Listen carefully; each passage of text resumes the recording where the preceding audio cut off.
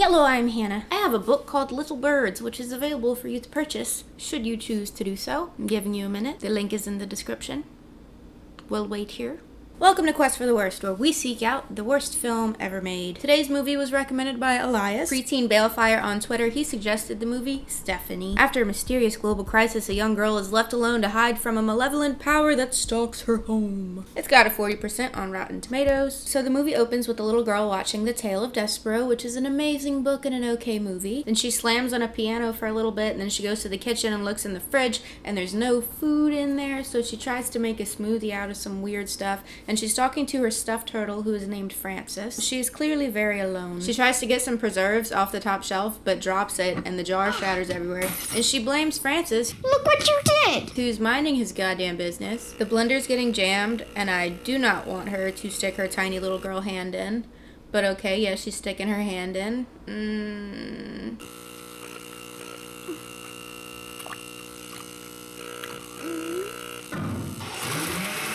It's all okay though. My guess is the kid is the evil in the movie because she keeps getting really close to disaster and then nothing happens. She's also being very aggressive toward Francis, and Francis seems like he's a good dude. And that sequence continues of like the montage of her being like, I'm a little kid and I'm bad at taking care of myself, and also I'm super bored. But she would just be watching TV. Does she have an Xbox or something? She plays with her reflection in the mirror for like 20 minutes because that's definitely what kids do when they're left to their own devices. There's a newspaper clipping on the wall that says something about an invasion, and then she's looking through a photo album and sees presumably her parents. They look like they're in the army. She's playing in her blanket fort whenever this big something is stalking around outside of it, and she stays really quiet until it goes away. Then she realizes there aren't any grown-ups around, so she can scream profanities if she'd like to, so she does that for a while.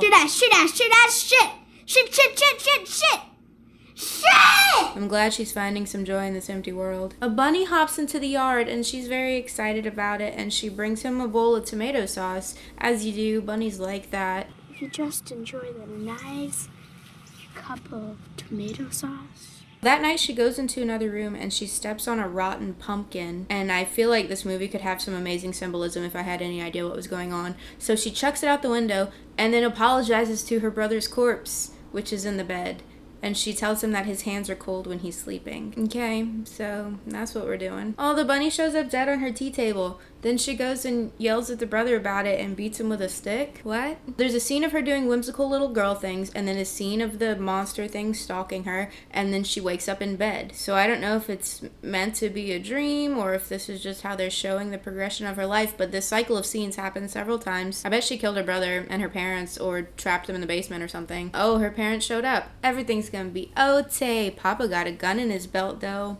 That's scary. The next morning, Stephanie watches her mom change, and her mom has like these weird scars on her stomach that look like tentacle marks. And she keeps giving Stephanie the stink eye, so I guess that might be proof that Stephanie's evil. It seems like she killed the brother, scarred up the mom, the parents fled temporarily, and now they're back to contain her or destroy her, and they're keeping it a secret so she doesn't kill them. They bury the brother, but then Stephanie just starts digging him up, and the mom is like, you need to stay in the house and you can't be running off all the time. And the dad's like, hey, let's calm down, let's not get emotional. Do you remember the last time Stephanie got emotional and she killed her brother? Probably. He builds a fence around the yard, and Stephanie is like, do you think that'll keep it out, Papa? and he's like, yep. It's to keep you in, Stephanie, you little freak. Then they try to pretend everything's normal, and they have a movie night and stuff, and then the brother's corpse gets flung through the window. They're pretty perturbed. Stephanie's digging around, and she finds some like research or something about brain surgery. I think one or both of the parents were doctors in the military. I'm pretty sure I've guessed the rest of this movie, and this will be very boring. Let me give it a shot. So they will attempt brain surgery on her. She will kill them. She will set the house on fire, and then she will walk into the distance holding her little stuffed turtle Francis, her partner in crime, and maybe there will be like a wispy dark tentacle or a devil's tail coming out of her little nightgown, and then she's gonna go destroy the rest of the world. They keep doing the thing where spooky stuff happens and then she wakes up in bed over and over and over again. So the monster wakes her up, chucks her dad in the basement, drags her mom off. Stephanie jumps out of the window to escape and is climbing up the wall that her dad built, and both parents run out to stop her. The mom like wrestles her to the ground, and we see these invisible like octopus arms. The mom throws chloroform over Stephanie's face and is like, It's not nighttime, little bitch. You're the monster. We didn't know she was the monster. Thank you for telling us, Mom. When she wakes up, they ask her to remember the day that the brother died. They were carving jack-o'-lanterns and he like stabbed hers, and so she snapped his neck with her giant invisible octopus tentacles. Then she does some freaky stuff and they knock her out again and they try to do brain surgery. But the invisible octopus demon makes everything explode before they can drill into her. The news is playing on the TV and we learn that children are turning into these monsters all over the globe and it's an epidemic and the only solution is to kill them. They make some poison hot chocolate, but the octopus ain't having it and he throws the thermos down, so the dad shoots her a bunch of times, but that don't work either. So she comes back to the house to brutally terrorize and murder the parents, called it, and then destroys the house, called it, and then walks into the distance with the big tentacle shadow behind her, called it, holding Francis, called it, but then she drops Francis and steps on him to signify that she is super serious about this endeavor.